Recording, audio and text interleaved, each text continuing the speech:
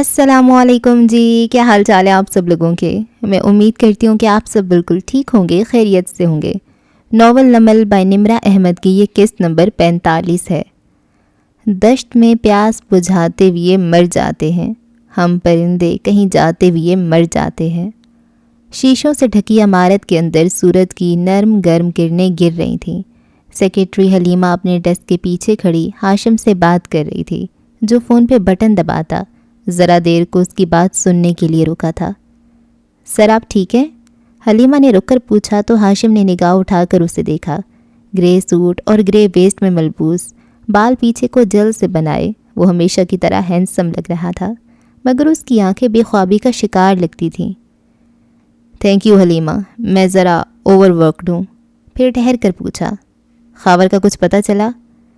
نہیں سر، اس کی وہی ای میل آئی تھی مجھے کہ کچھ دن کے لیے وہ روپوش ہو رہا ہے، پولیس اس کے پیچھے ہے۔ اس کے بیٹے کو بھی اس کا یہی میسج ملا ہے، وہ بھی مجھ سے کئی بار پوچھ چکا ہے۔ آپ کو کچھ نہیں بتایا؟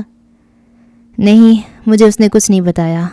ہاشم نے افسوس بھری لا علمی سے شانے اچکائے اور اندر کی طرف بڑھ گیا۔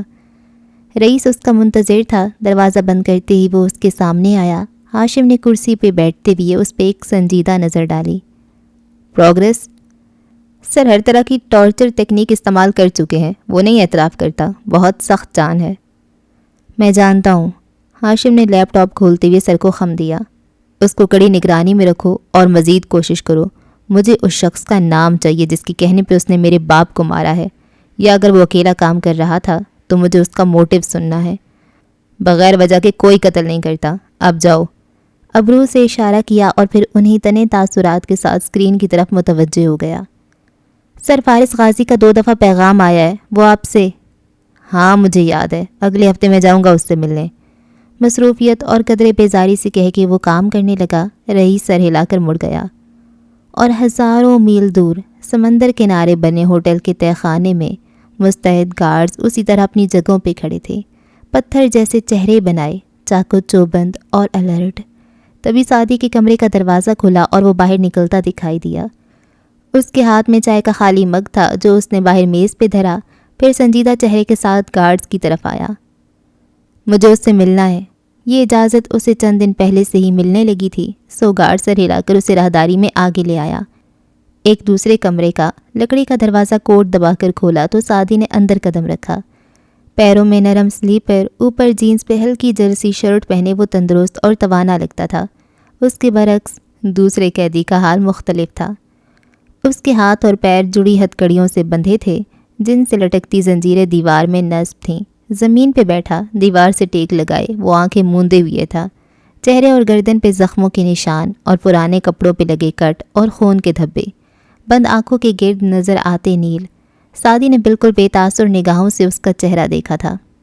ہیلو خاور۔ خاور نے نیل نیل آنکھیں کھولیں، اس کی شیو بڑی ہوئی تھی اور ہونٹ پہ بھی خون جمع تھا۔ آنکھوں میں برہمی اور چبھن لیے اس نے سعدی کو دیکھا۔ کیا دیکھنے آئے ہو؟ یہی کہ میں زندہ ہوں یا نہیں؟ پھر ہلکا سا مسکرایا اور نفی میں سر ہلایا۔ میں اتنی آسانی سے مرنے والا نہیں ہوں بچے، تمہیں کیا لگتا ہے تم میرے اوپر الزام لگا کر ہاشم کو مجھ سے بدظن کر دو گے؟ ایسا کبھی نہیں ہوگا۔ پھر اٹھا، درد کی ٹیسیں اٹھیں، مگر ضبط کر کے وہ سیدھا سعدی کے سامنے کھڑا ہوا۔ میں تمہاری ساری گیم سمجھ گیا ہوں، پہلے دن سے سمجھ گیا تھا۔ تم ہاشم اور مجھے توڑنا چاہتے ہو میں قید میں مر جاؤں اور تم ہاشم کو تنہا کر کے مارو۔ ڈیوائیڈ اینڈ رول ہے نا؟ سعدی ہلکا سا مسکرایا، بولا کچھ نہیں۔ اس کی گردن پہ سرخ خراش کا منمل نشان اب بھی موجود تھا۔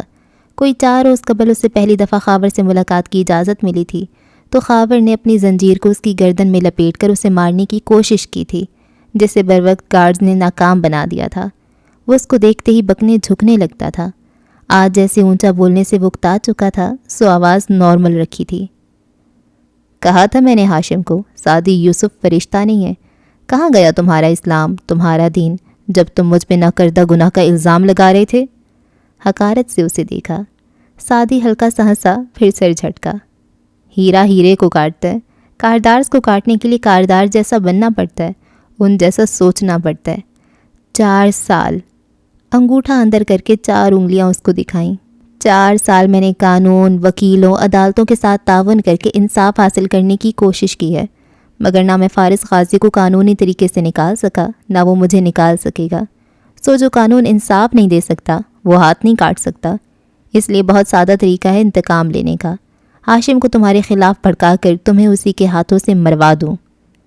وہ سانس لینے کو رکا۔ خاور اسی طرح غصے اور نفرت سے اسے دیکھ رہا تھا۔ مگر میں یہ سب انتقام کے لیے نہیں کر رہا، اس لیے تمہیں مروانے کا کوئی فائدہ نہیں۔ خاور کے ابرو بھنجے، وہ ذرا چونکا تھا۔ میں تمہیں نہیں مروانے لگا کرنل خاور، میں صرف تمہیں سولی چڑھا رہا ہوں کیونکہ تم میری آزادی کا پروانہ ہو۔ ایک منٹ، تم؟ نہیں، میں تمہیں ہاشم کے خلاف بھی نہیں استعمال کرنے لگا، میں نے صرف تمہیں سولی چڑھانا تھا۔ تمہاری گردن کاٹنا ہاشم کا کام ہے، مگر مجھے معلوم تھا کہ وہ ایسا نہیں کرے گا کیونکہ اسے کبھی یقین نہیں آئے گا کہ تم اس کے باپ کے قاتل ہو۔ خاور آنکھیں سکیڑے تعجب اور ناگواری سے اسے گھورتے قریب آیا۔ سعدی سے 2 قدم دور اس کی زنجیر کس گئی، وہ اس سے آگے نہیں بڑھ سکتا تھا۔ تمہیں لگتا ہے ہاشم تمہیں قاتل سمجھتا ہے؟ لڑکے نے مسکراتے ہوئے نفی میں گردن ہلائی۔ وہ شک میں ہے، اسے صرف ایک چیز تمہارے قاتل ہونے کا یقین دلا سکتی ہے، اور وہ ہے تمہارا اقبال جرم، جو میں کبھی نہیں کروں گا۔ مگر تمہارے اقبال جرم نہ کرنے سے وہ تمہاری بے گناہی مان نہیں لے گا۔ میں نے کہا نا، وہ شک میں ہے۔ اگر یقین ہوتا اسے تو وہ تمہیں اب تک مار چکا ہوتا۔ صرف ایک چیز اس کو تمہاری بے گناہی کا یقین دلا سکتی ہے، اور وہ ہے میرا اقبال جرم کہ میں نے تم پہ الزام لگایا۔ تمہارے بار بار بیان بدلنے سے تمہاری کریڈیبلٹی ختم ہو جائے گی۔ جب میں اسے اصل قاتل کا نام بتاؤں گا تو تم بری ہو جاؤ گے۔ میں نے تمہیں صرف سولی پہ چڑھانا تھا، سزائے موت نہیں دینی۔ مجھے معلوم تھا ہاشم تمہیں نہیں مارے گا، بلکہ تمہیں اپنی بہترین جیل میں قید کر دے گا۔ یوں تم میرے پاس آ جاؤ گے۔ تم میری آزادی ہو خاور۔ میں نے اتنے مہینے سوچا کہ مجھے یہاں سے کون نکالے گا، فارس، سمر، میری بہن، کوئی دوست، مگر نہیں۔ مسکرا کر کہتا 2 قدم قریب آیا اور انگلی سے خاور کے سینے پہ دستک دی۔ مجھے یہاں سے تم نکالو گے اور میں تمہارے حق میں گواہی دے دوں گا، ہم دونوں آزاد ہو جائیں گے۔ خاور نے سختی سے اس کا ہاتھ جھٹکا۔ Over my dead body Saadi Yusuf, وہ اس کو گھوٹے چبا چبا کر بولا۔ اگر مجھے آزاد ہونا ہوتا تو پہلے دن ہی ہو جاتا۔ یہ جیل میں نے بنائی تھی، اس کے ہر راز سے میں واقف ہوں، مگر مجھے اپنے مالک سے بھاگنا نہیں ہے، مجھے اس کے پاس واپس جانا ہے۔ میں اور تم کبھی ساتھ کام نہیں کریں گے۔ رہے تم تو تم اپنی معصومیت کھوتے جا رہے ہو، تم بھی وہی بنتے جا رہے ہو جن سے تم نفرت کرتے تھے۔ میری آفر محدود مدت کے لیے ہے۔ ایک استہزائیہ نظر خاور پہ ڈال کے وہ مڑ گیا۔ دروازہ کھٹکھٹانے پہ گارڈ کی صورت نظر آئی تو خاور بے اختیار چلانے لگا، مجھے ہاشم کاردار سے بات کرنی ہے، میری ان سے بات کرواؤ۔ کیا تم نے سنا نہیں میں کیا کہہ رہا ہوں؟ سعدی باہر نکل آیا اور گونگے بہرے بنے گارڈ نے دروازہ مقفل کر دیا۔ زنجیروں میں کھڑا شخص اسی طرح چلائے جا رہا تھا۔ کس طرح لوگ اٹھ کر چلے جاتے ہیں چپ چاپ، ہم تو یہ دھیان میں لاتے ہوئے مر جاتے ہیں۔ کورٹ روم میں ٹھنڈ اور خنقی آج بھی موجود تھی۔ ڈریس پینٹ اور کوٹ میں ملبوس احمد شفیع نے آہستہ سے دروازہ کھولا تو اندر سب کو خاموشی سے کٹہرے میں کھڑے شخص کا بیان سنتے پایا۔ وہ دبے قدموں چلتا آیا اور زمر کے ساتھ بیٹھے فارس کے دائیں جانب آ بیٹھا۔ سوری، مجھے دیر ہو گئی۔ معذرت خوانہ مسکراہٹ کے ساتھ فارس کے قریب سرگوشی کی۔ فارس قاضی کٹہرے کی طرف دیکھ رہا تھا۔ سفید شلوار قمیض کے اوپر براؤن کوٹ پہنے وہ سنجیدہ اور اسمارٹ نظر آ رہا تھا۔ آواز پہ گردن موڑ کر ایک گہری نظر احمد پہ ڈالی۔ اچھا، مجھے لگا تم عزلت میں ہو۔ احمد نے بیٹھتے ہوئے چونک کر اسے دیکھا۔ کیا مطلب؟ فارس نے نگاہ اس کے پورے وجود پہ ڈالی۔ سلک شرٹ، ڈیزائنر واچ، بدلا ہوا سیل فون، اتنی جلدی اتنا کچھ احمد؟ میں ترقی کر رہا ہوں، کیا تمہیں خوشی نہیں ہوئی؟ اسے تعجب ہوا تھا۔ تم کاردارز کے پاس کام کرنے لگے ہو، وہ میرے رشتہ دار ہیں، میں ان کو جانتا ہوں، اس لیے کتنے ہفتے سے تمہیں نصیحت کر رہا ہوں کہ ان کے سرکل سے نکل آؤ، ورنہ وہ تمہیں اپنے جیسا بنا لیں گے۔ احمد کے چہرے پہ ناگواری بھری بے بسی ابھری۔ وہ جواباً کچھ کہنا چاہتا تھا مگر زمر نے شش کہہ کر ٹوکا تو وہ دونوں خاموش ہو گئے۔ فارس سنجیدگی اور احمد ناخوشی سے سامنے دیکھنے لگے جہاں پروسیکیوٹر ناظم سے سوال کر رہا تھا۔ 28 اور 29 اگست کی درمیانی شب کیا ہوا تھا؟ عدالت کو مطلع کیجیے۔ میں کار لے کر اس فیکٹری تک پہنچا جہاں غازی نے مجھے آنے کے لیے کہا تھا۔ وہ فیکٹری خالی، ویران اور عرصے سے بند پڑی ہے۔ میں نے کار باہر روکی ہی تھی کہ اندر سے گولی چلنے کی آواز آئی۔ میں بھاگ کر اندر آیا تو دیکھا کہ قمر الدین اسی کرسی پہ بندھا پڑا ہے جیسا صبح میں اس کو چھوڑ کر گیا تھا، اور سامنے فارس غازی کھڑا ہے، اس نے پستول اس پہ تان رکھا ہے۔ قمرالدین کی گردن ایک طرف لڑکی ہوئی تھی اور غازی نے اسے کنپٹی میں گولی ماری تھی۔ میں نے اس سے پوچھا کہ تم نے اسے کیوں مارا؟ مارنا تو پلان میں شامل نہیں تھا، تو اس نے کہا کہ اس نے مجھے نازیبہ باتیں کہی تھیں جن پہ مجھے غصہ آ گیا اور میں نے اسے پھڑکا دیا۔ میں نے پوچھا کیسی باتیں، تو اس نے نہیں بتایا۔ پھر ہم سوچتے رہے کہ لاش کو کیسے ٹھکانے لگائیں۔ اس نے کہا کہ مقتول کے گھر پھینک آتے ہیں۔ میں ڈر گیا، مگر اس نے مجھے راضی کر لیا اور مجھے وہاں انتظار کرنے کو کہا۔ پھر وہ چلا گیا اور دوپہر کو واپس آیا۔ پھر اس نے کہا کہ لاش کو کار میں ڈالو۔ میں نے کہا میں اسے ہاتھ بھی نہیں لگاؤں گا۔ اس نے خود ہی لاش کو گھسیٹا اور گھسیٹتے ہوئے کار میں جا کر ڈالا۔ پھر ہم دونوں کار میں بیٹھ کر قمرالدین کے گھر گئے، لاش پھینکی۔ تب ایک شخص جو اس کا بہنوئی تھا باہر کھڑا تھا۔ کیا وہ فون پہ بات کر رہا تھا؟ پروسیکیوٹر نے کہتے ساتھ ایک نظر زمر پہ ڈالی۔ نہیں، اس کے ہاتھ میں فون تھا، مگر وہ فون پہ بات نہیں کر رہا تھا۔ زمر خاموش رہی۔ اچھا یہ بتاؤ، تم فارس غازی اور مقتول کی جیل کی دشمنی کے بارے میں کیا جانتے ہو؟ میں قمرالدین کے رہا ہونے کے سال بعد آیا تھا جیل میں، مگر میں نے وہاں پہ اپنے ساتھیوں سے سنا تھا کہ آبجیکشن یور آنر، زمر نے بیٹھے بیٹھے قلم انگلیوں میں گھماتے بلند آواز کی۔ ہیئر سے یور آنر، فارس غازی اور قمرالدین کی دشمنی کے بارے میں کورٹ کو بتانا ضروری ہے تاکہ پوری تصویر واضح ہو سکے، پروسیکیوٹر جلدی سے بولا تھا۔ مگر یور آنر، یہ ہیئر سے ہے، اس نے کہا۔ اس نے سنا، آپ ہیئر سے کی ٹرائل میں اجازت نہیں دے سکتے۔ جو ناظم صاحب ابھی کہیں گے وہ گواہی نہیں ہے، ثبوت نہیں ہے، بلکہ سنی سنائی بات ہے۔ وہ صرف تب کہی جا سکتی ہے جب استغاثہ عدالت میں ان ساتھیوں کو پیش کرے جنہوں نے ناظم سے یہ بات کہی ہے۔ مگر چونکہ ایسا کوئی شخص استغاثہ کے گواہوں کی فہرست میں شامل نہیں ہے، سو یہ سوال یا اس کا جواب کسی کی بھی اجازت نہیں دی جا سکتی۔ مگر یور آنر، جج صاحب نے ہاتھ اٹھا کر پروسیکیوٹر کو روکا، پھر آنکھیں مسلتے ہوئے چند لمحوں کے لیے سوچا، پھر اس بات میں سر ہلایا۔ سسٹینڈ۔ پروسیکیوٹر نے صبر کا گھونٹ بھرا، چند ایک واجبی سوال پوچھے اور واپس آ بیٹھا۔ زمر قلم رکھ کر اٹھی اور چھوٹے چھوٹے قدم اٹھاتی کٹہرے کے قریب آئی۔ ناظم خاموشی سے اسے دیکھتا رہا۔ آپ کو انگریزی آتی ہے؟ سنجیدگی سے سوال کیا۔ ناظم نے ایک نظر پیچھے بیٹھے پروسیکیوٹر کو دیکھا اور پھر زمر کو۔ جی، تھوڑی بہت۔ ڈائنگ ڈکلیریشن کیا ہوتا ہے؟ عدالت کو بتائیں گے؟ اس نے تذبذب سے شانے اچکائے۔ اوکے، میں بتاتی ہوں۔ ڈائنگ ڈکلیریشن نزعی بیان کو کہتے ہیں جو کوئی شخص مرتے وقت دیتا ہے، اور آبجیکشن یور آنر، مسز زمر مدعے سے باہر جا رہی ہیں۔ پروسیکیوٹر جلدی سے کھڑا ہوا۔ اوور رولڈ، ان کی پوری بات سننے میں کیا حرج ہے؟ جج صاحب نے زمر کو ایک حوصلہ افزا نظر سے نوازا۔ وہ واپس ناظم کی طرف گھومی۔ آپ نے کیا اس کیس کا نام سن رکھا ہے؟ اشرف پرویز بنام سلیم شاہد؟ جی۔ اس کیس میں سلیم شاہد پہ الزام تھا کہ اس نے ایک شخص کو سڑک پہ چھرا مار کر قتل کیا ہے، اور مقتول نے مرنے سے پہلے ایک راہگیر کو نزعی حالت میں بتایا تھا کہ اس کا قاتل سلیم شاہد ہے، اور یہ کہ اس نے خاندانی عداوت کی بنا پہ ایسا کیا ہے۔ اس راہگیر کا نام؟ میز سے ایک کاغذ اٹھا کر لائی اور ناظم کی طرف پڑھایا۔ مجھے پڑھ کر سنائیں۔ ناظم نے ایک نظر کاغذ پہ ڈالی۔ ناظم فاروق، ولد محمد فاروق۔ سو ناظم صاحب، کیا آپ اس کیس میں بطور گواہ پیش ہوئے تھے اور آپ نے مقتول کا ڈائنگ ڈکلیریشن عدالت کو سنایا تھا؟ جی ہاں۔ مگر عدالت نے ملزم سلیم شاہد کو بری کر دیا تھا۔ کیا آپ مجھے اسی کاغذ پہ ہائی لائٹ شدہ سطور اونچی آواز میں پڑھ کر سنائیں گے جس میں جسٹس نعیم الحق نے اس نزعی بیان پہ یقین نہ کرنے کی وجہ بیان کی ہے؟ وہ انگریزی میں سطور پڑھنے لگا۔ سب خاموشی سے سننے لگے۔ دوران جرا یہ ظاہر ہوتا ہے کہ PW5 ناظم فاروق نے چند باتوں میں غلط بیانی سے کام لیا ہے۔ اس کے علاوہ PW5 ناظم فاروق کی کریڈیبلٹی اور سابقہ ریکارڈ ایسا صاف شفاف اور شک و شبے سے پاک نہیں ہے، اس لیے ان کی بات پہ یقین نہیں کیا جا سکتا۔ پڑھ کر وہ خاموش ہو گیا۔ جو شخص ایک معاملے میں جھوٹ بول سکتا ہے، اس کی بات پہ کسی دوسرے معاملے میں یقین نہیں کیا جا سکتا۔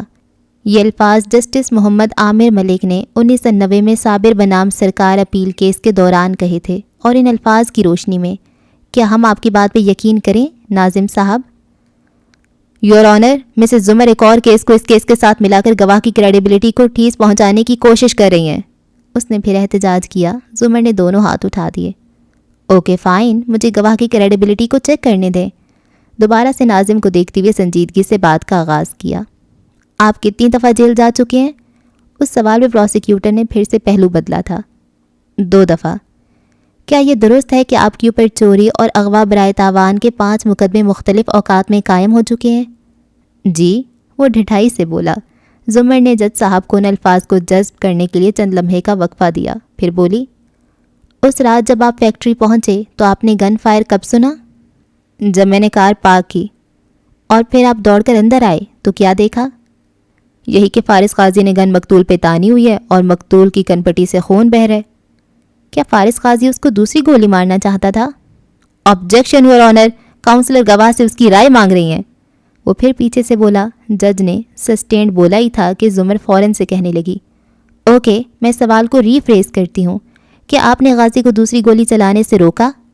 نہیں، وہ دوسری گولی نہیں چلا رہا تھا، اس نے مجھے دیکھ کر گن نیچے کر لی۔ اوکے، وہ وائٹ بورڈ کی طرف آئی، ایک جگہ انگلی رکھی۔ اس مقام پہ آپ نے کار پارک کی اور اس مقام پہ فارس غازی نے آپ کے بقول گولی چلائی۔ میں چند روز پہلے اپنے بھتیجے کے ساتھ اس جگہ پہ گئی اور اس نے مجھے پوائنٹ اے سے پوائنٹ بی تک بھاگ کر دکھایا۔ اس پارکنگ کی جگہ سے اس اندرونی کمرے تک بھاگ کر بھی آتے اس کو 1.5 منٹ لگا۔ آپ کو بھی اتنا ہی وقت لگنا چاہیے۔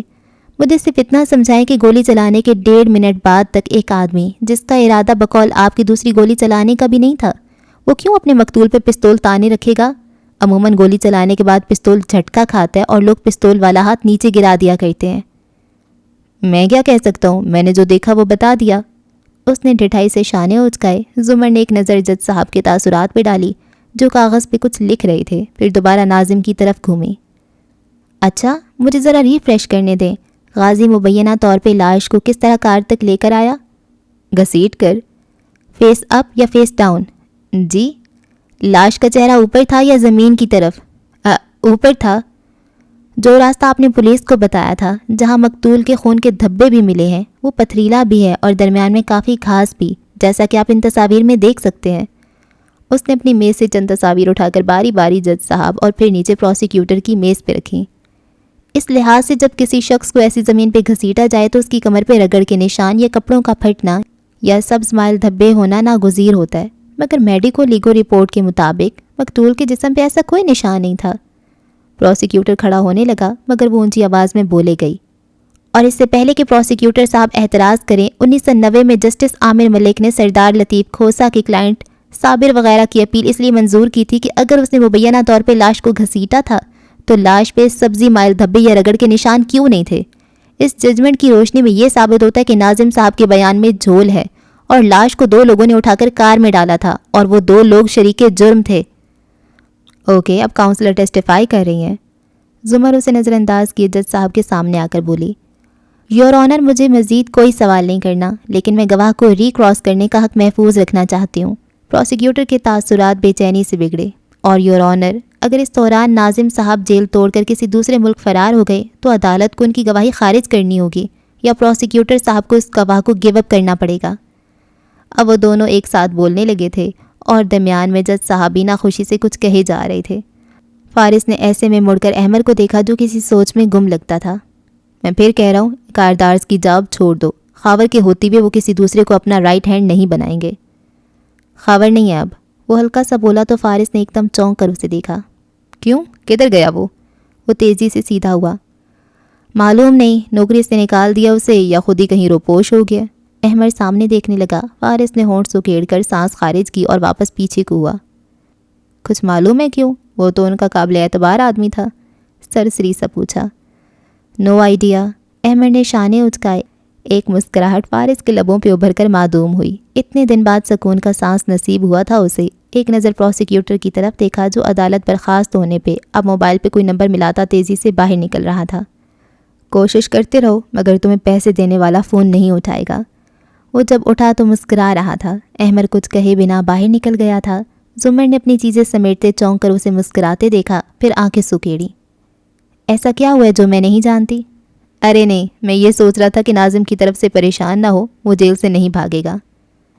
تمہیں کیسے پتا؟ میں دیکھ لوں گا اس معاملے کو۔ بالکل نہیں، قلم اٹھا کر سختی سے تنبیہ کی۔ تم کسی معاملے کو نہیں دیکھو گے، اور اگر تم نے کسی کو پھر جیل میں مارا پیٹا تو اچھا نہیں ہوگا۔ تم مجھ سے کیا چاہتی ہو؟ صبر اور تحمل سے اس کے سامنے کھڑے اس نے پوچھا تھا۔ اول تم بالکل آرام اور سکون سے جیل میں رہو، کچھ نہ کرو، کچھ بھی نہیں، صرف ایک شریف آدمی بن کر رہو، اور دوم تم مجھے آپ کہا کرو۔ اسے گھور کر وہ پلٹی تھی کہ وہ اسی تابیداری سے بولا، جو تم کہو۔ زمر کے تو سر پہ لگی تلووں پہ بجھی، ایڑیوں پہ تیزی سے گھومی۔ تمہیں پتہ ہے فارس، اگر مجھ پہ ایک قتل معاف ہوتا تو کس کو گولی مارتی؟ مجھے پتہ ہے۔ وہ مسکرا کر ہلکا سا اس کی طرف جھکا۔ تم خودکشی کرتی، اور ایک طرف سے نکل کر سپاہیوں کی طرف بڑھ گیا جو اسے لینے آ رہے تھے۔ اف، اس نے کلس کر ڈھیروں غصہ اندر اتارا تھا۔ ہم ہیں سوکھے ہوئے تالاب پہ بیٹھے ہنس جو تعلق کو نبھاتے ہوئے مر جاتے ہیں۔ یہ شاید اگلی رات کا قصہ ہے۔ اندھیرے اور دھند میں ڈوبی انیکسی کی عمارت خاموش پڑی تھی۔ کچن میں دودھ ابلنے رکھا تھا اور حنین چولہے کے آس پاس ٹہلتی موبائل اسکرین پہ انگلی پھیر رہی تھی۔ لمبا سویٹر پہنے، پیروں میں مختلف رنگ کی جرابیں جن سے انگوٹھے برہنہ ہو کر نکل رہے تھے، اور بالوں کو گول مول باندھے وہ ایک بے ترتیب اور بھرے بھرے کچن کے اندر کھڑی تھی۔ سارے برتن دھلے تھے مگر پھر بھی کچھ صاف نہ لگتا تھا، نہ جانے کیوں۔ اسکرین کو دیکھتے اس کی آنکھیں پھیلی، انگوٹھے اور انگلی سے اس سطر کو زوم کر کے بڑا کیا، بار بار پڑھا۔ نوشرواں کاردار اور علیشہ ربیکہ کاردار اب دوست ہیں۔ فیس بک کی ایک پبلک سی اطلاع کو وہ بار بار پڑھ رہی تھی۔ ہاشم کی پروفائل وزٹ کرنا چھوڑ چکی تھی مگر باقی کاردارز کو وہ کبھی نہ کبھی دیکھ ہی لیتی تھی۔ مگر یہ دونوں دوست کیسے بن گئے؟ اس نے دانتوں کے درمیان انگلی دبا کر سوچا۔ اچنبھا سا اچنبھا تھا، دل میں خود بدھ ہوئی۔ آج ہی تو فیونا نے بتایا تھا کہ خاور اب یہاں جاب نہیں کرتا، یعنی اگر میں اس سپر ہیرو مطلب سپر لوزر کی پروفائل ہیک کروں تو کسی کو نہیں پتہ چلے گا۔ آنکھیں چمکیں اور اس سے پہلے کہ وہ ایکسائٹڈ ہو کر لیپ ٹاپ اٹھانے بھاگتی، سس کی آواز کے ساتھ دودھ ابل کر چولہے پہ جا گرا۔ اللہ میرے! وہ دہل کر پلٹی اور جلدی سے چولہا بند کیا۔ پورے 20 منٹ میں ادھر کھڑی رہی مگر نہیں، تب نہیں ابلنا تھا اسے، اور 1 منٹ کے لیے فون اٹھایا تو یہ گر گیا۔ میں کدھر جاؤں؟ ڈوئی زور سے کاؤنٹر پہ پٹخ کر وہ رونے والی ہو رہی تھی۔ دفتن چوکھٹ میں زمر نمودار ہوئی، وہ اپنے لیے چائے بنانے آئی تھی شاید۔ کیا ہوا؟ اندر آتے تعجب سے اس کو دیکھ کر پوچھنے لگی۔ حادثہ ہوا، قیامت ہوئی۔ وہ آنکھوں میں آنسو لیے غم اور غصے سے پلٹی۔ میں حنین یوسف اب 10 منٹ یہاں کھڑی ہو کر چولہا صاف کروں گی، اور پھر یہ فرش بھی۔ اس روز کتابیں لی پڑھنے کے لیے، پینٹ خریدا تصویریں بنانے کے لیے کہ آنکھ اور دل کو کیسے صاف کروں، مگر پڑھنے لگی تو فوکس نہیں ہوا، پینٹ کرنے لگی تو رنگ ہی ادھر ادھر بہنے لگے۔ اچھا ٹھیک ہے نا، مجھے پڑھنے کا شوق ہے نا، آرٹسٹک ہوں، مجھے تو انجینئر بننا تھا، وہ بھی نہ بن سکی، ایم اے بھی نہیں کیا میں نے۔ آپ بتائیں کیا میں اتنی جینیس لڑکی اس قابل تھی کہ یوں گھر میں ضائع ہوں؟ مجھے تو کمپیوٹر ہیکر بننا تھا، آئی ٹی ایکسپرٹ، بڑے بڑے الگوریدمز لکھنے تھے۔ مجھے تو نولن روز، ہک اور فیلسٹی اسموک کی طرح انگلیاں کھٹ کھٹ کر کے کمپیوٹرز کی دنیا پہ حکمرانی کرنی تھی، اور کر کیا رہی ہوں میں؟ دونوں ہاتھ ہلا ہلا کر غصے اور آنسو بھری آنکھوں کے ساتھ بولے جا رہی تھی۔ میں یہاں پہ برتن دھو رہی ہوں، چولہوں کی گرل مانجھ رہی ہوں، باتھ روم صاف کر رہی ہوں، فرش اسکرب کر رہی ہوں، جھاڑو اور ٹاٹ لگا رہی ہوں۔ ارے نوکرانیاں کرتی ہیں یہ کام، یا وہ پتی ورتا قسم کی بیویاں جن کے پاس دنیا کا کوئی دوسرا کام نہیں ہوتا، نہ ٹیلنٹ ہوتا ہے نہ ذہن ہوتا ہے، وہ کرتی ہیں ایسے کام، اور امی نے مجھے ان کاموں پہ لگا دیا ہے۔ وہ صدمے میں تھی۔ زمر تحمل سے سنتی رہی۔ آئی ایم ڈن، دونوں ہاتھ اٹھا کر جیسے اعلان کیا۔ بہت بن چکی میں ماسی، نہیں کرنے مجھے فارغ عورتوں والے کام۔ پیر پٹک کر آنسو پہنچتی وہ دھپ دھپ لاؤنج کی طرف بڑھ گئی، اور زمر جس نے یہ ساری تقریر خاموشی سے سنی تھی بس ہلکی سی سانس لے کر بولی، تو پھر اپنا واٹس ایپ سٹیٹس بھی بدل دو۔ بیسمنٹ کی طرف جاتی حنین رکی، مڑ کر بھیگی آنکھوں میں تعجب بھرے اسے دیکھا۔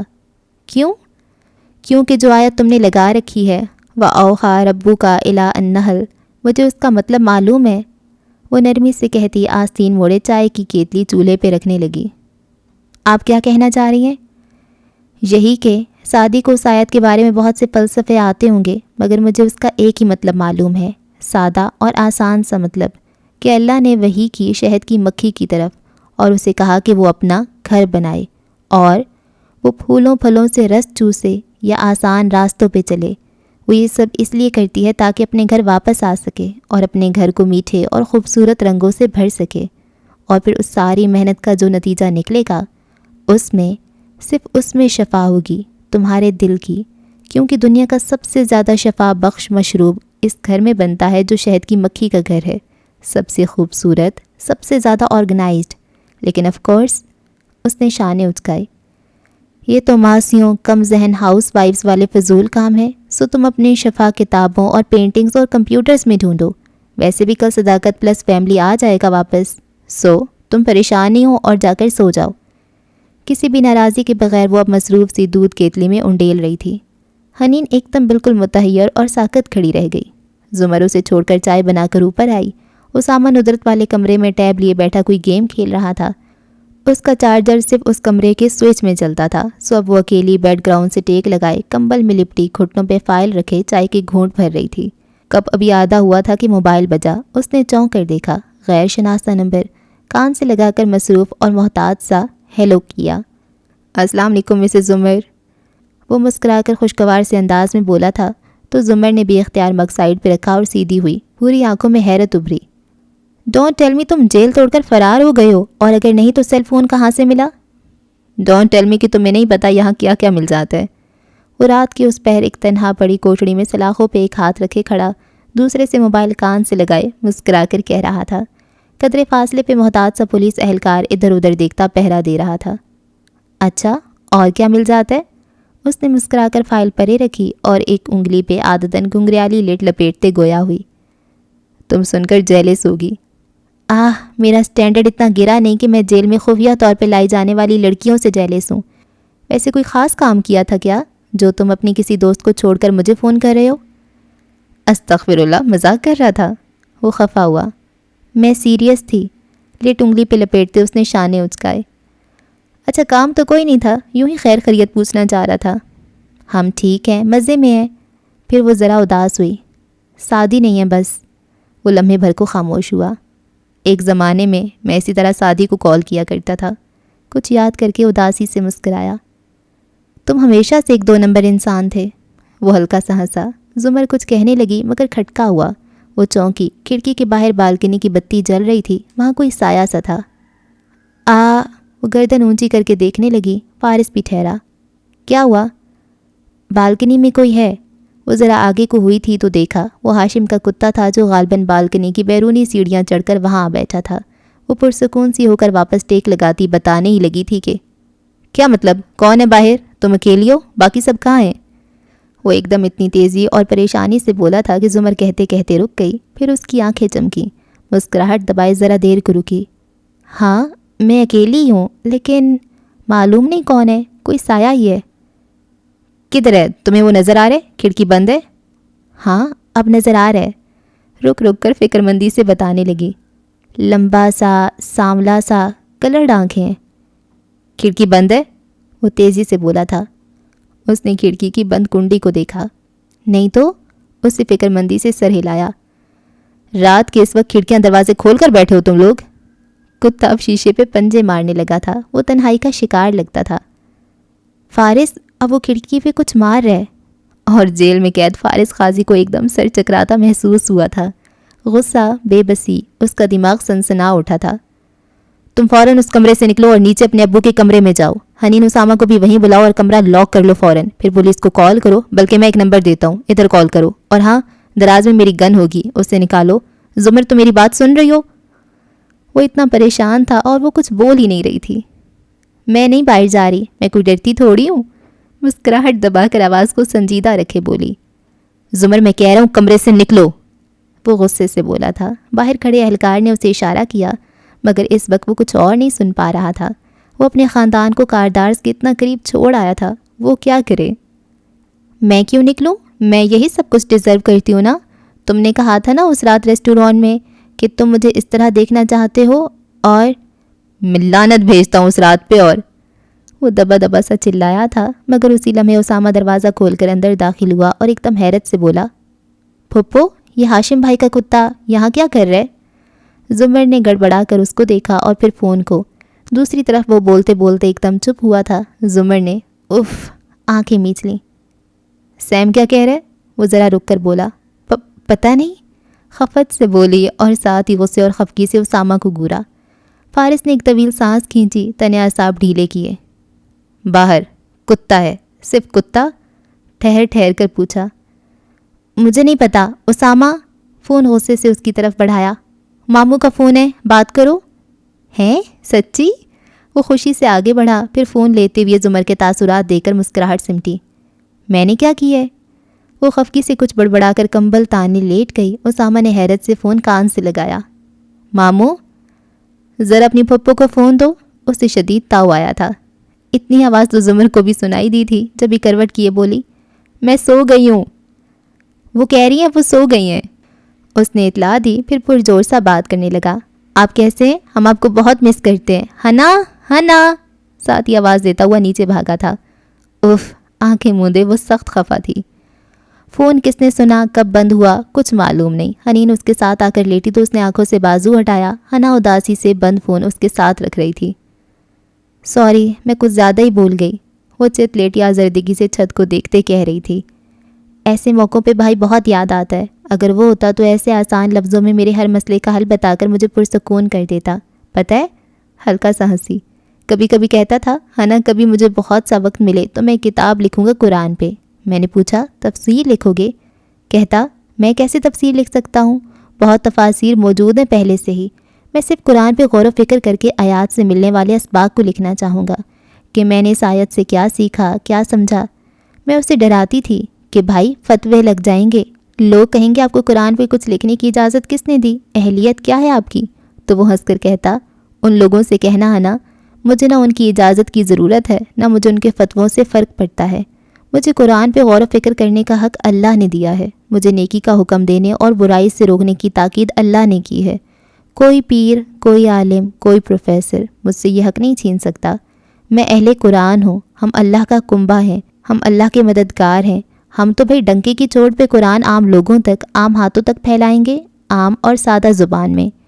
ہاں، جس دن ہمارے اونچی دستاروں والے اور لمبے لمبے ناموں والے معزز علماء کرام، جس دن وہ گاڑی اردو اور مشکل اصطلاحات میں بیان دینا اور کتابیں لکھنا چھوڑ دیں گے، اس دن میرے کچھ بھی لکھنے کی ضرورت نہیں رہے گی۔ لیکن جب تک وہ قرآن کو عام نہیں کریں گے، میں تو ایسا کچھ ضرور لکھوں گا، کیونکہ جس نے مجھے سکھایا ہے مجھے اس علم کا حق ادا کرنا ہے، نہیں تو میری پوچھ دوسروں سے زیادہ ہوگی۔ تم یہ سب کیوں کہہ رہی ہو؟ کیونکہ جب ہم چھوٹے تھے تو سنتے تھے حافظ قرآن کے والدین کے سر پہ قیامت کے دن سونے کا تاج پہنایا جائے گا۔ بات یہ ہے زمر کہ اس تاج کے لیے ہم اپنے بچوں کو قرآن تو یاد کروا دیتے ہیں، مگر یہ بھول جاتے ہیں کہ یہ تاج بہت بھاری ہے۔ حنین، اس کا دل دکھا، ایک دم اٹھنے لگی، مگر ہنا نے کروٹ بدل لی۔ ابھی مجھے کوئی بات نہیں کرنی، مجھے فی الحال مدد کی ضرورت ہے، مگر نہ آپ سے، نہ بھائی سے، نہ ہی کتاب والے شیخ سے۔ مجھے ان کی مدد چاہیے جنہوں نے میرے سر پہ یہ تاج رکھا تھا، مجھے ان کو ڈھونڈنا ہے۔ کروٹ لیے اس کی آواز نم ہو گئی، زمر خاموشی سے واپس لیٹ گئی۔ اور دور، سمندر پار، کمرہ سجن میں زنجیروں میں جکڑے قیدی کے سامنے رئیس پنجوں کے بل بیٹھا چند تصاویر زمین پہ رکھ رہا تھا۔ یہ تمہارا بیٹا ہے اور یہ تمہاری بیوی اور ماں، ان کو خاور صرف ای میل کر کے ایک نامعلوم مقام پہ ایک نامعلوم گھر میں شفٹ ہونے کے لیے کہتا ہے، اور کل وہ شفٹ ہو بھی گئے ہیں۔ کوئی نہیں جانتا وہ کہاں ہیں سوائے ہاشم کارڈار کے۔ تم ان کی خیریت چاہتے ہو تو اعتراف جرم کر لو، ورنہ ہم سے اب کچھ بعید نہیں۔ وہ کہہ رہا تھا اور خاور خاموش مگر سرخ انگارہ آنکھوں سے اسے گھور رہا تھا۔ میں جان بوجھ کر انجان بن رہا ہوں، اگر معاملات میں مجھ سے نہ ہوشیاری کر۔ کمرہ ملاقات خالی تھا سوائے اس وجہ اور مصروف ملاقاتی کے جو میز کے پار بیٹھا ٹانگ پہ ٹانگ جمائے بار بار کلائی پہ بندھی قیمتی گھڑی دیکھ رہا تھا۔ پورے کمرے میں اس کے پرفیوم کی مہک رچ بس گئی تھی۔ فارس غازی چوکھٹ پہ نمودار ہوا تو بیزار بیٹھے ہاشم نے نگاہیں اٹھائیں، پھر خود بھی کھڑا ہوا، مسافے کے لیے ہاتھ بڑھایا۔ ہیلو فارس، تمہارا شکریہ کہ تمہیں بلاخر میرا پیغام مل گیا، وہ ازلی بے نیاز انداز میں کہتا اس سے ہاتھ ملا کر کرسی کھینچ کر بیٹھا۔ ہاشم بھی کوٹ کا بٹن کھولتے ہوئے سامنے بیٹھا۔ ہاں، میں مصروف تھا، زمر سے تمہاری خیریت معلوم ہو جاتی تھی، ذرا توقف کیا۔ سوری، پہلے نہیں آ سکا، ہلکے سے ابرو اچکائے فارس نے جواباً ناک سے مکھی اڑانے والے انداز میں ہاتھ ملایا۔ میں نے خبر کو 2-3 دفعہ پیغام بھجوایا تھا، کوئی 2 ماہ پہلے، مسئلے کی نوعیت سے بھی آگاہ کیا تھا، کیا اس نے نہیں بتایا؟ دونوں ہاتھ میز پہ رکھے آگے ہو کر بیٹھتے فارس نے سنجیدگی سے بات کا آغاز کیا۔ ہاشم اس کے برعکس ٹیک لگا کر ایک بازو کرسی کی پشت پہ پھیلائے بیٹھا تھا، ہلکے سے کندھے اچکائے۔ اس نے بتایا تھا، میرے ہی ذہن سے نکل گیا۔ کہو کیا بات تھی، کوئی فائنینشیل پرابلم؟ وہ رکا، پھر ہاشم کی آنکھوں میں دیکھتے ہوئے سنجیدگی سے کہنے لگا، 2 ماہ پہلے عدالت میں میرے پاس الیاس فاطمی آیا تھا۔ کون الیاس فاطمی؟ ہاشم نے لا علمی سے ابرو اٹھایا۔ البتہ فارس نے دیکھا کرسی کی پشت پہ پھیلے اس کے ہاتھ کی انگلیاں اندر کمڑیں، یعنی کہ وہ چونکا تھا مگر چہرے سے ظاہر نہیں تھا۔ وارث کا باس، جس پہ مجھے شک تھا کہ اس نے وارث کو مروایا ہے؟ اوہ یس یس، فاطمی، نیب ڈائریکٹر، آئی سی۔ تو کیا تمہاری اس سے بات ہوئی؟ عام سے لہجے میں سوال کیا۔ ہاں، کچھ دیر کے لیے۔ اس نے کہا کہ وہ میرے ساتھ تعاون کرنے کے لیے تیار ہے، کیونکہ اسے ڈر ہے کہ میں باری باری اپنے ہر دشمن سے انتقام لے رہا ہوں، سو وہ نہیں چاہتا کہ اس کی باری بھی آئے۔ اسے اچانک سے تم سے خوف کیوں محسوس ہونے لگے؟ ہاشم، وہ قدرے قریب ہوا، میں تمہیں بالکل پسند نہیں کرتا، نہ تم مجھے پسند کرتے ہو، مگر چونکہ یہ بات اس کو معلوم ہو چکی ہے تو تمہیں بھی بتا دیتا ہوں۔ اس نے گہری سانس لی۔ ڈاکٹر ایمن میری سائیکیٹرسٹ تھی، اس نے کورٹ میں میرے خلاف گواہی دی تھی، میں نے اس کا ہاسپٹل جلا دیا۔ ہاشم نے ابرو اٹھایا اور کرسی کی پشت سے بازو ہٹا کر قدرے آگے کو ہوا، چہرے پہ حیرت بھری مسکراہٹ ابھری۔ Don't tell me. لیکن جسٹس سکندر کی ویڈیو میں نے لیک نہیں کی تھی، میرا اس سے کوئی جھگڑا نہیں ہے، اس نے مجھے بری کیا تھا، مگر فاطمی کا خیال ہے کہ میں اس کے پیچھے بھی آؤں گا، اس لیے وہ مجھ سے تعاون کرنا چاہتا تھا تاکہ میں اس کو اور اس کے خاندان کو چھوڑ دوں۔ کیسا تعاون؟ اس نے کہا وہ مجھے اس شخص کا نام بتانے کو تیار ہے جس کے ہاتھوں اس نے وارث غازی کا سودا کیا تھا۔ دیٹس گڈ، تمہیں اس سے معلومات لینی چاہیے تھیں۔ ہاشم نے خوشی کا اظہار کیا۔ اس نے تمہارا نام لیا، کہا کہ تم نے مروایا وارث کو۔ اسی بے نیازی سے ہاشم کو دیکھتے ہوئے بولا۔ ہاشم کی انگلیاں زور سے اندر کمڑیں، مگر چہرے پہ تاثرات ویسے ہی رہے۔ پہلے اس نے دونوں ابرو اٹھائے اور پھر ایک دم ہنس پڑا۔ Like seriously? رکو، ابھی کہانی باقی ہے۔ اس نے یہ بھی کہا کہ تم اور مسز جواہرات منی لانڈرنگ کر رہے تھے پشاور میں کسی دہشت گرد گروپ کے لیے، کوئی میٹنگز وغیرہ تھیں، ان کا ریکارڈ وارث غازی کو مل گیا تھا۔ ہاشم نے ہنستے ہوئے نفی میں سر ہلایا۔ اوکے اوکے، تو میں منی لانڈرر کے ساتھ ساتھ قاتل بھی ہوں۔ اوکے، تو میں منی لانڈرر کے ساتھ قاتل بھی ہوں۔ سو یہ گفتگو کس طرف جا رہی ہے؟ مطلب سیریسلی تمہیں یقین آ گیا؟ فارس ایک دم بیزار ہوا۔ اگر مجھے یقین آیا ہوتا تو کیا میں یہاں بیٹھا تمہیں یہ سب بتا رہا ہوتا؟ تو تمہیں یقین کیوں نہیں آیا؟ ہو سکتا ہے وہ سچ بول رہا ہو۔ وہ مسکراتے ہوئے محظوظ لگ رہا تھا۔ کیونکہ میں عرصے پہلے نیب کے وہ سارے ریفرنسز چیک کر چکا ہوں جو تمہارے خلاف دائر تھے، وہ سب کرپشن کیسز تھے اور مجھے یقین ہے تم ان سب میں ملوث ہو۔ ہاشم نے مسکرا کر اس بات میں سر کو خم دیا۔ مگر وہاں منی لانڈرنگ کا کوئی کیس نہیں تھا۔ دوسری بات، وہ مجھ سے تعاون نہیں کرنا چاہتا تھا، وہ مجھے اپنے ہی خاندان سے لڑوا کر کمزور کرنا چاہتا ہے۔ دیکھو میرے تمہارے بہت جھگڑے ہوں گے، مگر ہم ایک خاندان ہیں، اس لیے تمہیں میری مدد کرنا ہوگی۔ شیور، بتاؤ میں کیا کر سکتا ہوں؟ وہ اب اپنائیت سے کہتا آگے کو ہوا۔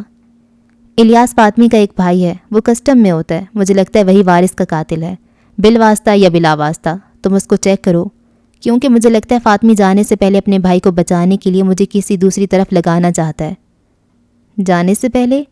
پہلی دفعہ ہاشم کے ابرو حقیقی حیرت سے بھنجے۔ ہاں، اس نے کچھ کہا تھا جانے کے بارے میں، وہ اپنی بیٹی کو یا شاید فیملی کو باہر سیٹل کر رہے۔ اسے دیکھ کر میرا خون اتنا ابل رہا تھا کہ اس کی آدھی بات میں نے دھیان سے سنی ہی نہیں۔ سر جھٹک کر وہ جیسے پھر سے غصے میں آنے لگا تھا۔ اوکے ریلیکس، میں تحقیق کروانے کی کوشش کرتا ہوں، مگر مجھے یا تمہیں فاطمی جیسے لوگوں کے لیے پریشان ہونے کی ضرورت نہیں ہے۔ ان کے الزامات سے ہمیں کیا فرق پڑتا ہے؟ شانے اچکا کر وہ اسی طرح کی چند مزید نرم سی باتیں کر کے اٹھ کھڑا ہوا تھا۔ البتہ جب وہ جانے کے لیے مڑا تو اس کی آنکھوں میں شدید سختی در آئی تھی اور انگلیاں زور سے اندر کو بھنچی ہوئی تھیں۔ اس کے جاتے ہی زمر اندر آئی تھی، حیران، متعجب، مشکوک۔ آج تو تم سے ملاقات ناممکن ہو گئی تھی۔ اس کے سامنے بیٹھتے ہوئے وہ شدید الجھن کا شکار تھی۔ یہ ہاشم کیوں آیا تھا تم سے ملنے؟ میں نے بلایا تھا۔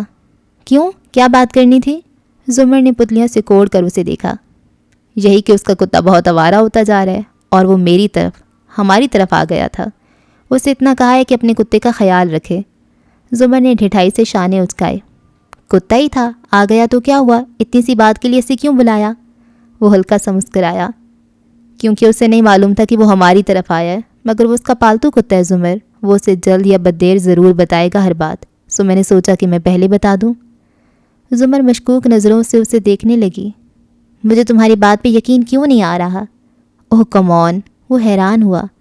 تم نے خود ہی تو کہا تھا کچھ نہ کرو، شریف بن کر رہو، تو میں اس لیے آرام سے بیٹھا ہوں، کچھ بھی نہیں کر رہا۔ بہت ہی سادگی سے اپنے خالی ہاتھ دکھائے۔ زمر نے جھرجھری لے کر سر جھٹکا۔ وہ واقعی شرافت اور سادگی کے ساتھ آرام سے بیٹھا تھا۔ وہ واقعی کچھ نہیں کر رہا تھا، اس کو فارس بے اعتبار کرنا چاہیے۔ جو ہو سکے تو محبت کی پاسداری کر، میرا جو رنگ ہے اس میں قبول کر مجھ کو۔ پرنم فضاؤں کی سرزمین پہ وہ تہہ خانے میں بنے کمرے خاموش تھے۔ سعدی یوسف اپنی اسٹڈی ٹیبل پہ بیٹھا قرآن کھولے ساتھ جرنل پہ قلم سے کچھ لکھے جا رہا تھا۔ اب وہ پڑھتے ہوئے ساتھ میں لکھتا بھی تھا۔ یہاں وقت ہی وقت تھا، فراغت ہی فراغت تھی۔ میں پناہ مانگتا ہوں اللہ کی دھتکارے ہوئے شیطان سے۔ تاؤس پڑھ کر اس نے مطلوبہ جگہ سے النمل کھولی اور گردن ترچھی کر کے بیٹھا آیات صفحے پہ اتارنے لگا۔ سیاہ ٹی شرٹ میں ملبوس بیٹھا، وہ لکھتے ہوئے بالکل منہمک اور مصروف دکھائی دیتا تھا۔ اور بے شک ہم نے بھیجا قوم سمود کی طرف ان کے بھائی صالح کو کہ عبادت کرو اللہ کی، تو دفتن وہ دو فریق تھے جو باہم جھگڑ رہے تھے۔ قلم لبوں میں دبائے چند لمحوں کو اس نے سوچا، پھر تیز تیز قلم صفحے پہ چلانے لگا۔ جب کوئی ہمارے پاس اللہ کی بات لے کر آتا ہے تو مجھے یہ سمجھ نہیں آتا اللہ تعالیٰ کہ ہم اسی سے جھگڑنا کیوں شروع کر دیتے ہیں۔ ہم فوراً اس کا فرقہ، اس کا عقیدہ، اس کا خاندان، اس سب کو زیر بحث کیوں لے آتے ہیں؟ نہیں ماننی بات نہ مانو، مگر ہم ایسی قوم کیوں بنتے جا رہے ہیں جو برائی پھیلانے والوں کو تو ٹی وی کے آگے جم کر بیٹھ کر دیکھتی ہے، مگر نیکی کا حکم دینے والوں پہ فوراً سے فتوے لگا دیتی ہے۔ اور مجھے یہ کبھی سمجھ نہیں آیا کہ قوم سمود، قوم عاد اور قوم لوط بار بار ان کا ذکر کیوں آ جاتا ہے۔ تب مجھے احساس ہوا کہ میں ان کے ناموں اور ان پہ اترے عذابوں کو مکس اپ کر جاتا ہوں۔ یہ پورا قرآن پڑھ کر بھی مجھے یاد نہیں ہو پائے، ان کو یاد رکھنا بہت ضروری ہے۔ لہجے بھر کو رک کر اس نے پھر سے وہی آیت پڑھی۔ ذہن میں آگاہی کے کتنے ہی در کھلنے لگے، معافی منکشف ہونے لگی۔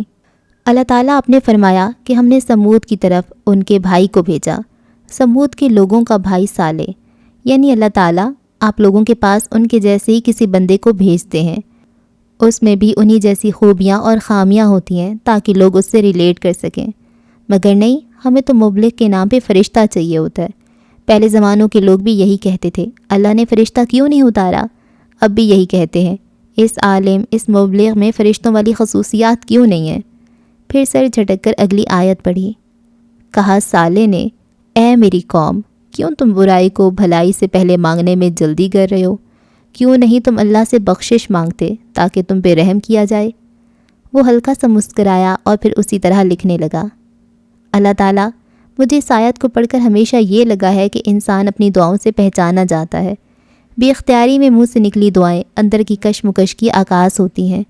اس زمانے میں لوگ فوراً قیامت مانگ لیتے تھے کہ بھئی نازل کرو فرشتہ اور برابر کرو حساب۔ آج کل کے لوگ خود ہی ججمنٹل ہو کر سارے حساب کتاب پورے کر دیتے ہیں، مبلغ کو بھی کٹہرے میں لا کھڑا کرتے ہیں اور چاہتے ہیں کہ خود ہی جج، جیوری اور جلاد بن کر دین والوں کا فیصلہ سنا دیں۔ اطاعت نہ کرنے کے بھی کتنے بہانے ہیں انسانوں کے پاس۔ ذرا دیر کو قلم والا ہاتھ روکا، درمیانی انگلی کی اوپری پورے میں درد سا ہونے لگا تھا۔ رائٹرز ایک، لکھنا کتنا مشکل کام تھا۔ چند لمحے کے آرام کے بعد آگے پڑھنے لگا۔ ان لوگوں نے کہا، ہم برا شگون لیتے ہیں تم سے اور ان سے جو تمہارے ساتھ ہیں۔ کہا صالح نے، تمہارا شگون اللہ کے پاس ہے، بلکہ تم ایک گروہ ہو جو آزمائے جا رہے ہو۔ عربی کتنی دلچسپ زبان ہے اللہ تعالیٰ۔ وہ مسکراتے ہوئے تیز تیز قلم چلا رہا تھا۔ شگون کے لیے طائر کا لفظ استعمال کیا گیا ہے۔ طائر کہتے ہیں پرندے کو، اہل عرب پرندوں سے فا لیا کرتے تھے۔ سمود والے صالح علیہ السلام کو یہ بتا رہے ہیں کہ ہمیں تم سے بری فیلنگ آتی ہے اور تمہارے ساتھ والے مومنین سے بھی۔ یہ انسان کی ایک بہت بڑی آزمائش ہوتی ہے۔ جب آپ کو کسی کی بات نہیں ماننی تو اس کو اور اس کے ساتھ موجود تمام ہم خیال لوگوں کو لیبل کر دو، ان کو کوئی بھی نام دے دو۔ سیکولر، ماڈرن قسم کے لوگ ایسے مبلغین کو قدامت پسند، دقیانوسی، شدت پسند کہتے ہیں، اور دین والے جن کی عادت ہوتی ہے دوسرے دین والوں کی ٹانگ کھینچنا، وہ ان کو کم علم، کم عقل، گنہگار، ناپاک اور ایسے ہر اس لقب سے پکارتے ہیں جن میں کہنے والے کی پاکیزگی کی نمائش ہو اور بیچارے مبلغ کی تذلیل ہو۔ بہانے، سب بہانے ہیں کہ بس کسی طرح حق بات ماننے سے بچ جاؤ۔ اس وقت ہم بھول جاتے ہیں کہ یہ تو محض ایک آزمائش ہے، ہم خدا نہیں ہیں۔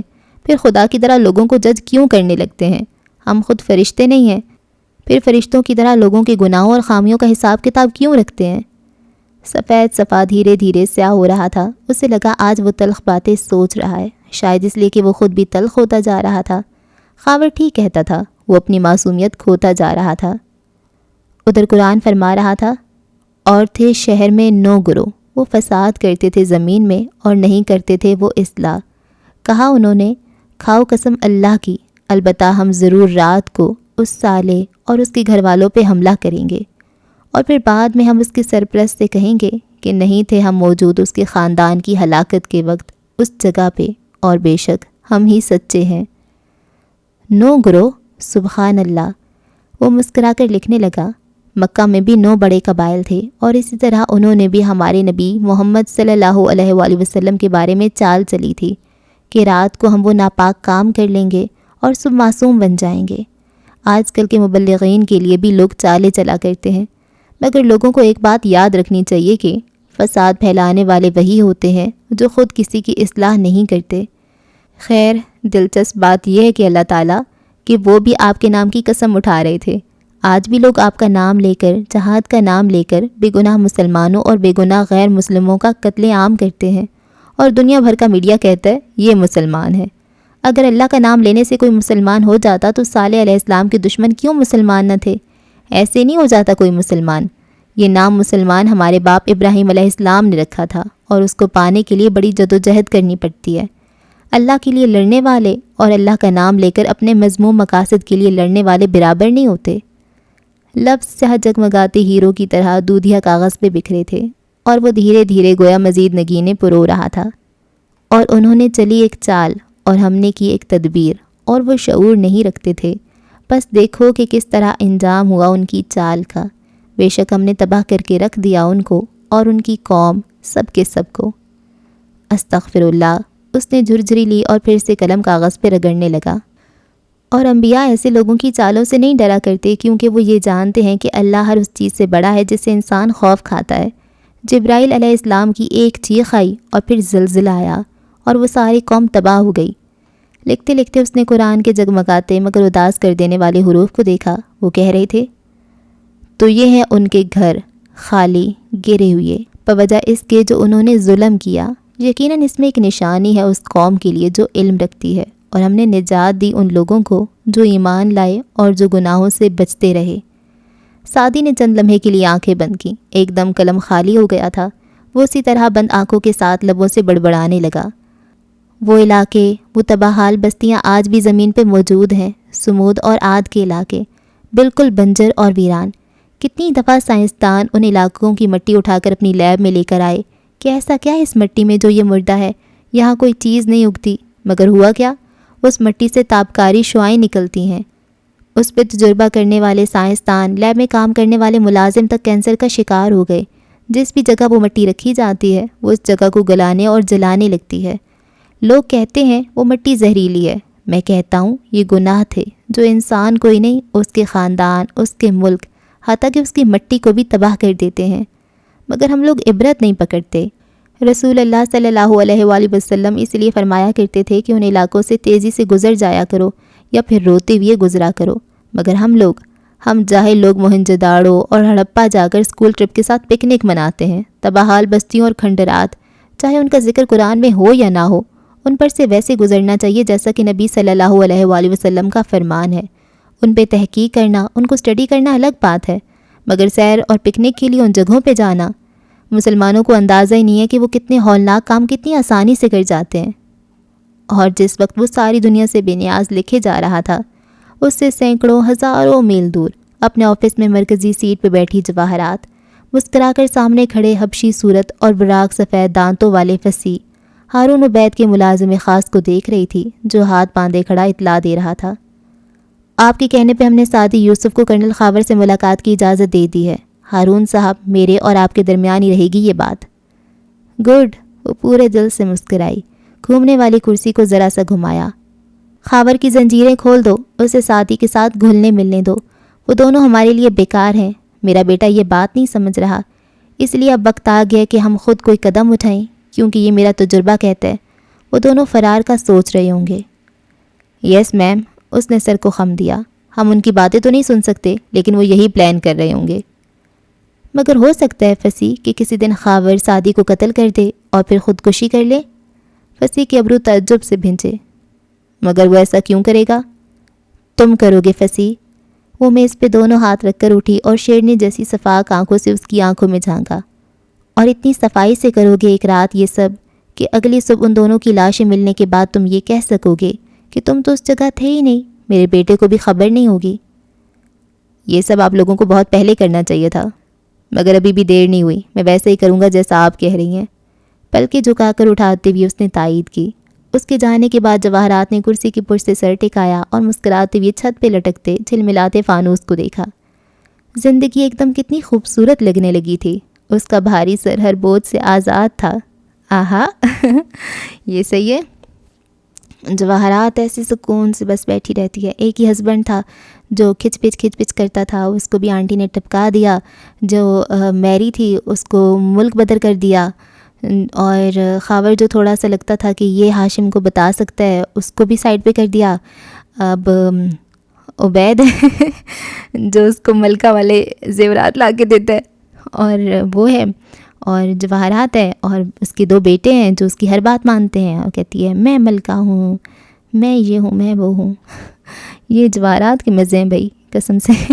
زندگی تو جواہرات جی رہی ہے, ہم تو بس گزار رہے ہیں. ہائے ہائے ہائے. اور کیا ہو رہا ہے؟ اچھا ایک بات یہ میں سوچ رہی تھی کہ زمر جو اس کا مقدمہ لڑ رہی ہے اور جو اس نے اعتراف جرم بھی کر لیا ہے اور جو اس کے ساتھ اتنی سنسیئر ہو کے گیم کر رہی ہے, تو یہ ابھی تک ہاشم کو کیوں نہیں پتہ چل رہا, جواہرات کو کیوں نہیں پتہ چل رہا, ان کے وکیل ان کو کیوں نہیں بتا رہے؟ پر یہ بھی ہے کہ ان کے وکیل کا خاور کے ساتھ کانٹیکٹ ہے اور خاور پھر آگے سے ہاشم کو بتاتا تھا. تو اب تو خاور نہیں رہا نا, لیکن پھر بھی ہاشم کو تھوڑی سی تو نظر رکھنی چاہیے, کسی وکیل سے پوچھنا چاہیے کہ کیا ہو رہا ہے اس کے کیس کے بارے میں, یا جواہرات ہی پوچھ لے. تو ان کے خیر اپنے فی الحال مسائل چل رہے ہیں, اور فارس کو پتہ چل گیا کہ خاور غائب ہو گیا, تو وہ بھی اس کا فائدہ اٹھائے گا, اور اس کو خوشی ہو رہی ہے کہ ہاں سعدی نے کام کر دکھایا. سعدی کے دماغ میں کیا چل رہا ہے وہ مجھے ابھی تک نہیں پتہ, وہ بتایا بھی نہیں ہوا, لیکن اس کے کچھ تو مائنڈ میں ہے, وہ نکلنے کا کوئی تو طریقہ اس نے سوچا ہوا ہے. یہ جواہرات کا پلان نہ کام کر جائے, باقی ٹھیک ہے.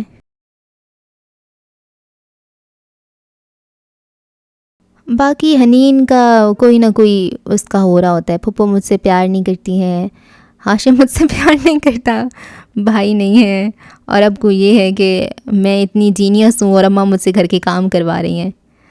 حنین بس حنین ہی ہے, ایک جینیس ہے. یہ تھا اس کا جینیس ساپا کے اس کو کمپیوٹرز میں وہ اچھی تھی, اور باقی تو بالکل ہی بونگی ہے. ہاں. اور کیا ہوا ہے اس ایپیسوڈ میں؟ زمر اور فارس کا وہ سین کیوٹ تھا, وہ کتے والا. اور بس کچھ بھی نہیں. دیکھتے ہیں آگے کیا ہوتا ہے. دعاؤں میں رکھیں یاد. اللہ حافظ.